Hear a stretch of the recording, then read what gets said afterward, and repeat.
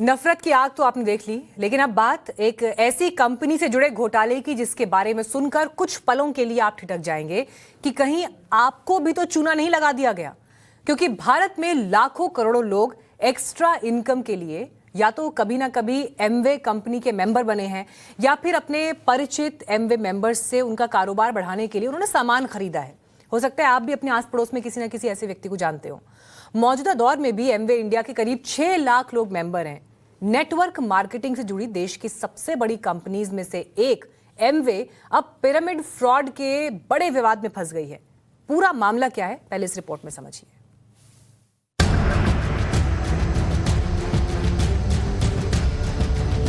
करीब 758 करोड़ रुपए की कुल संपत्ति, 412 करोड़ रुपए की चल अचल संपत्ति, 36 अकाउंट में 346 करोड़ का बैंक बैलेंस। एमवे इंडिया के खिलाफ प्रवर्तन निदेशालय का हंटर चला और उसकी करोड़ों की संपत्ति को एजेंसी ने अटैच कर लिया।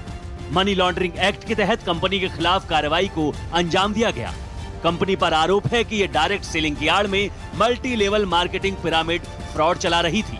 डायरेक्ट सेलिंग का मतलब है सीधे ग्राहकों को सामान बेचना। कंपनी के ज्यादातर प्रोडक्ट्स की कीमतें ओपन मार्केट में मौजूद ब्रांडेड पॉपुलर प्रोडक्ट के मुकाबले में काफी ज्यादा थी। आखिर ये पिरामिड स्कीम क्या है, ये हम आपको आगे बताएंगे, लेकिन पहले ये जान लीजिए कि एमवे इंडिया की जिस संपत्ति को अटैच किया गया है वो क्या है और कहां है। तमिलनाडु के डिंडीगुल जिले में लैंड और फैक्ट्री बिल्डिंग, प्लांट और मशीनरी, वाहन, बैंक खाते और फिक्स्ड डिपॉजिट अटैच करने का मतलब है कि इसे ट्रांसफर, कन्वर्ट या मूव नहीं किया जा सकता है। ईडी के मुताबिक हकीकत से अनजान जनता कंपनी के मेंबर बनने के लिए बहुत महंगी कीमतों पर प्रोडक्ट खरीदकर अपनी मेहनत की कमाई गवा रही थी।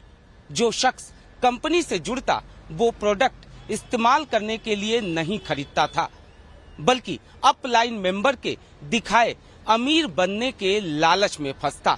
इसके बदले में अपलाइन मेंबर को कमीशन मिलता और इसका असर प्रोडक्ट की कीमतों पर पड़ता था।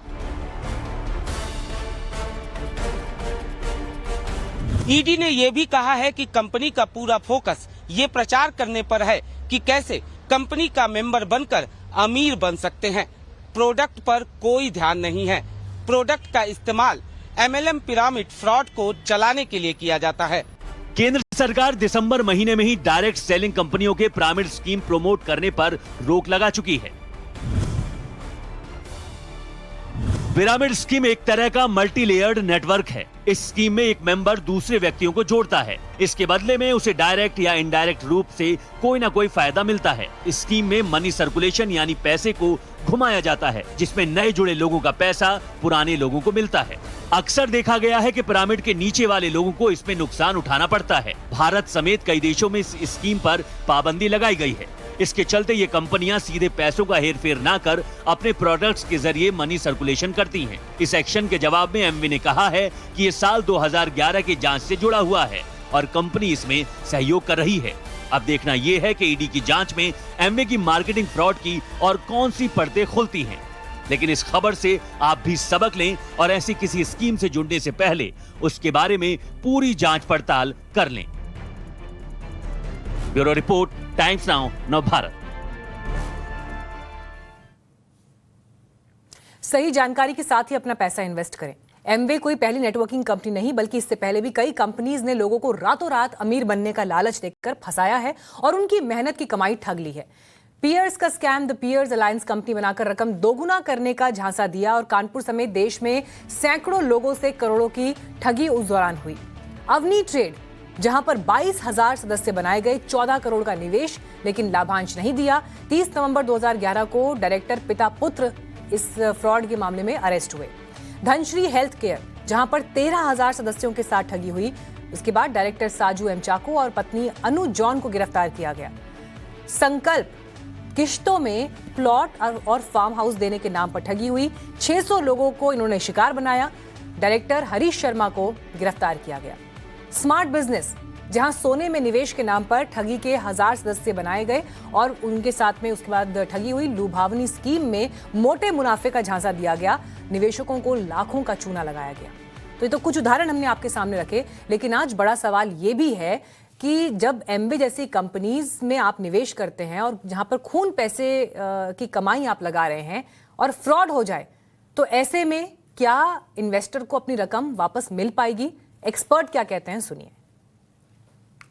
बहुत कम उम्मीद है कि जो लोगों ने इन स्कीम के अंदर इन्वेस्ट किया है कि उनका पैसा उनको वापस मिल पाएगा।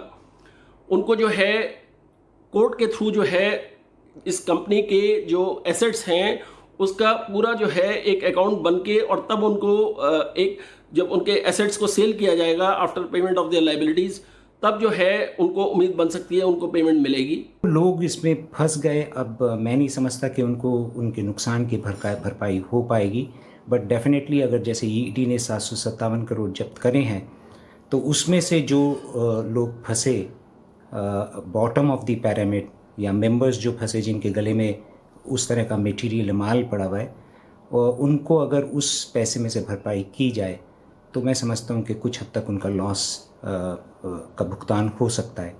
लेकिन जो मेंबर फंस गए, मैं नहीं समझता कि उनके लॉस की कोई भरपाई हो पाएगी।